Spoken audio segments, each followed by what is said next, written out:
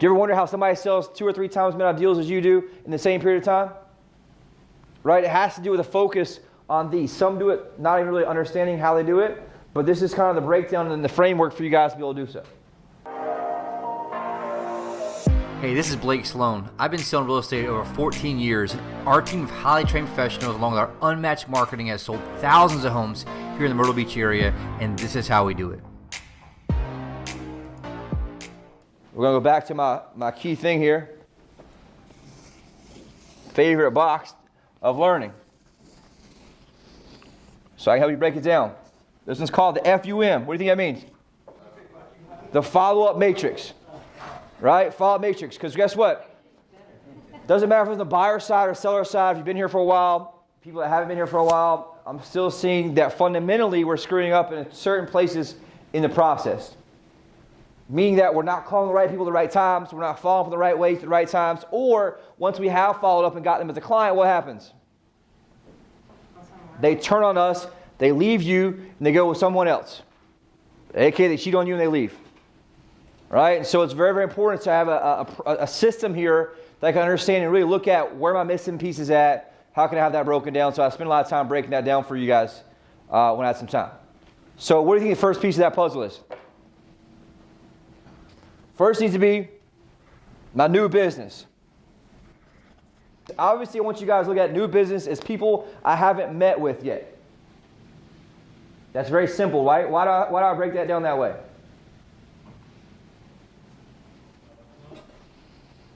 I haven't been able to meet them face to face yet, right? So I have to group them in the right way if I haven't met with these people yet. And so how do I want to subdivide that? I've got to make sure, like Alex mentioned, my time, I want to spend the highest amount of time on the highest productive activities. And so to do that, I have to do what? Understand that everyone's not the same.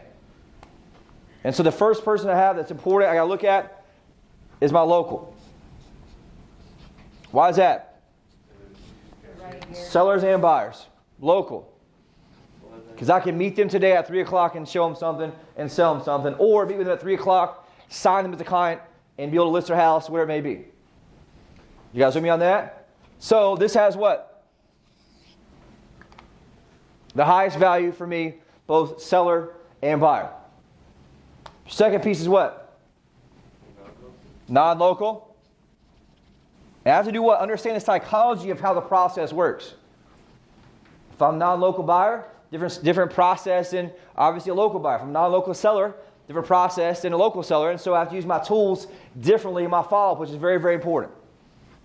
Third piece here is what I call my bucket. What does that mean? Follow-up. Anybody I've spoken to initially that I haven't been able to meet with yet that are in my bucket. That's going to be someone who is technically a nurture. For the sellers, guess what that means? Like who they are? What does that mean if they're a seller in that category? They're not ready. They're not ready yet. We thought about it. We got a home evaluation. We're not exactly sure yet. And here's the thing. There's different lead types that capture these people in different scenarios based on where it is. I can know a certain lead source will capture them sooner than a different lead source, so I got to know that that's where they're at along that timeline. You guys with me on that? Very, very important. The third piece of this is rebooks. I'm sorry, fourth piece. What does that mean? I've got to be able to, number one, identify these people. And number two, I've got to be able to segment these people into my daily schedule of my focus on what? New business. If they're my buyers, guess what? I try to book a buyer appointment. We meet at 2. Tomorrow, they don't show up. That automatically goes to a rebook. We're missing a ton of people here on the buy side too. Right? Because you have a 50-60% show ratio. That means 40% of the people that I'm talking to, that I book with, I'm not focusing the time on rebooking them. And so I wanted to identify, here's the 4 main pieces of the new business that I want to make sure I segment. On the listing side, we miss a lot of these. We're very good at number 1, number 2. We miss a lot of 3 and 4. Because what people tend to do is hunt down the new business. Now, what's the problem with only hunting down the newest of the new? I'm only talking to people that are very, very beginning of the straight line. Right. And so here, these people have moved down the straight line a little bit. But what we tend to do as agents is we tend to talk to them a lot right here, put them into the system, And then we forget about him, never talk to him again. Meanwhile, some other agent just scoops him up at the right time, in the right place, and gets him done. And so I wanted to design and draw this for you guys so you can have a visual of like, okay, how am I looking at my people and my buckets and all my prospects, and how am I doing, number one, organizing. Number two, following up. I look at this a lot when I watch the closeout deals, and I'm like, holy shit, how they even convert them. They have no tags. They don't even know local or non-local, right? They're not even labeled as a past client. They're still labeled with an appointment set. I'm like, they just close a deal with somebody who has an appointment set as a new lead, which shows me as a business owner that they don't understand the fundamentals here of how to segment my database. You guys with me on that? Because part of our 12 steps is to do what? Organize, prioritize your database. Why is that one of the lowest hanging fruit consistently? On the seller side, we're really good. We do a lot of new business, got a lot of new leads, book them. But the ones that don't get booked, they just tend to go into the black hole. And so I've got to be able to have awareness of doing this. I can't automate this because you guys have to use your skill set to identify and really, tag or identify them. You guys with me on that? I got to be good at all these. Because if I don't focus enough on here and only focus on my buckets, I have a bunch of ones in my bucket, and I can't figure out why I only have 5 people make low offers all the time. There's a balance of all these. Does that make sense, you guys? Very important. Number 2 piece here is my Met. Somebody I've had the ability to meet face to face. So number 1 will be what? Local sign. Yes, my clients, local. My clients locally search different than my clients non-locally. The psychology is different, the process is different, the time spent is different, the approach is different, everything's different.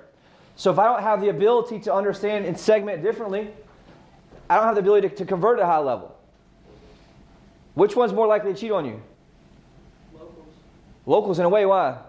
Because there's a million agents here. Well, they take the listing you sent them, happened last week, I believe. They drive by it, they call that for sale sign, and they talk to the agent, and all of a sudden what happens? They write the offer with the agent. Unless the agent demands to get out of the buyer agreement, then they'll come back and try to get out of the buyer agreement. Second piece here, what is it? Clients, non-local. And there's the same thing on the seller side, right? My sellers that are non-local tend to be a little bit less trusting. Why is that? Because they're just on a plane, nobody's talking. Right? They're thinking it's crashing. So I got to make sure I'm really in that communication at a deeper level. And so I want to make sure I segment.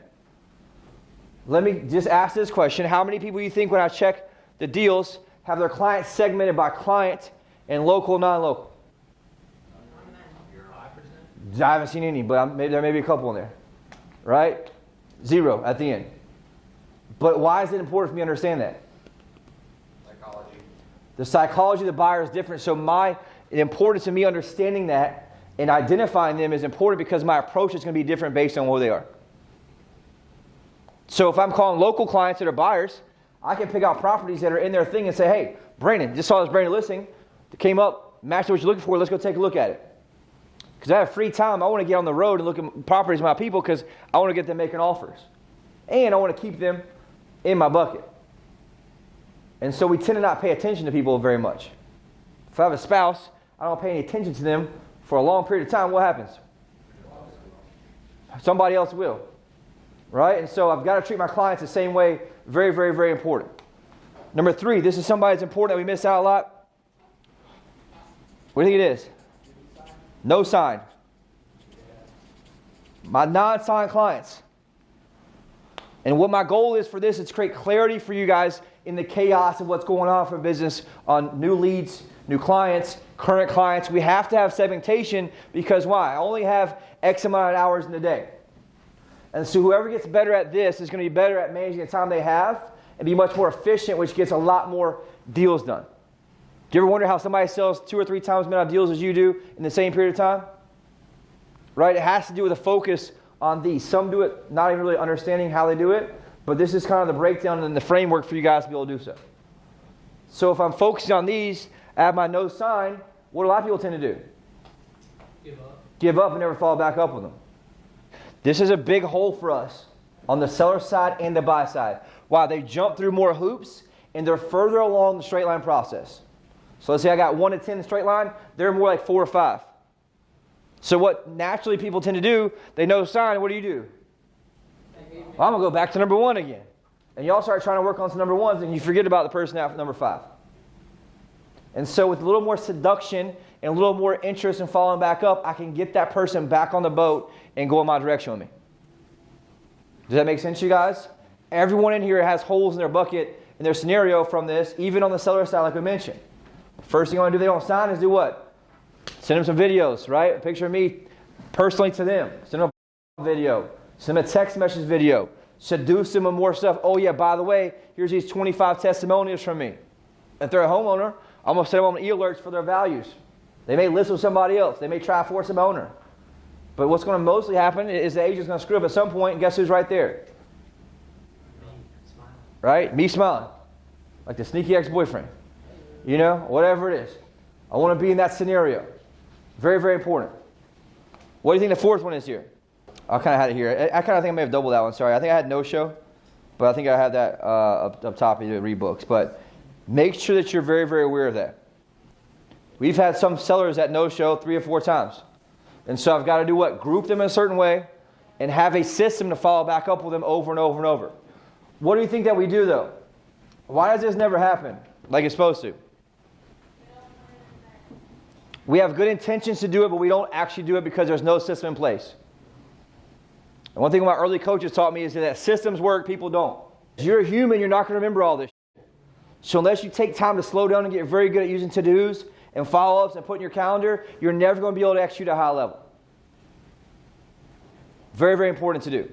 I got to give up anything that has to do with me remembering these people and thinking about them. I want to get everything out of my head into where? Into the system. The system never forgets. Ever. The system never sleeps. Doesn't make mistakes. And so I've got to make sure I'm sold out to that part, which is very, very important.